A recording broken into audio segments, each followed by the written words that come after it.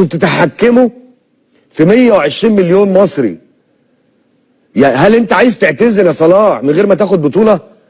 هل مصطفى محمد مش نفسك تاخد بطوله؟ الشناوي، عبد المنعم، هاني، النني، مش يا جماعه انتوا مش عايزين تخرجوا كده تبطل تاريخك وتبطل تعتزل وانت مش واخد بطوله مع منتخب مصر؟ والله ما حد هيفتكركم، ودايما هتبقى وصمه عار في تاريخ الكره المصريه. هيتقال زي ما بيتقال كده دلوقتي بعد ما بطلنا. سيبوني انا ابراهيم سعيد، انا ما كنتش موجود في 2006 و2008 ولا في 2010، انا ما لعبتش منتخب مصر خالص. انا هتكلم على الجيل اللي انا عاشرته والجيل اللي انا زميلته واتشرف على فكره. لحد دلوقتي الجيل ما شاء الله الناس بتتكلم عليه، لحد دلوقتي الناس بتحلف بالجيل اللي انا اتشرفت لعبت معاه، والجيل حتى اللي قبلينا.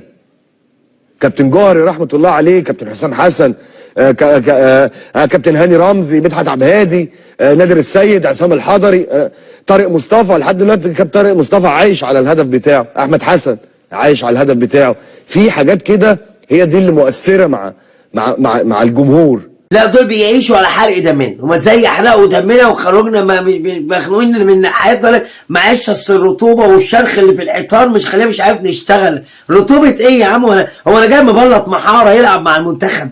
المباراه بالمنتاليتي دي وبالعقليه دي وده الطريقه اللي دخلنا بيها المباراه، مش هنعرف نكسب. مش هنعرف نكسب.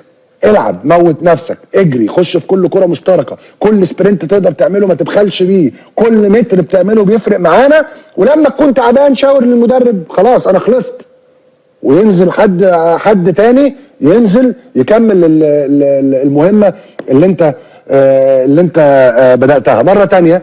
انا عندي ثقه كبيره جدا، وكل الجمهور المصري عنده ثقه كبيره جدا في لعيبتنا ان احنا هنتخطى غانا، وان احنا ان شاء الله هنكسب غانا.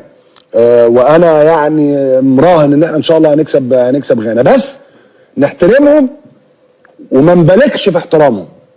في فرق ما بين ان انت بتحترم فرقه وما بين ان انت بتبالغ في احترامك لفرقه.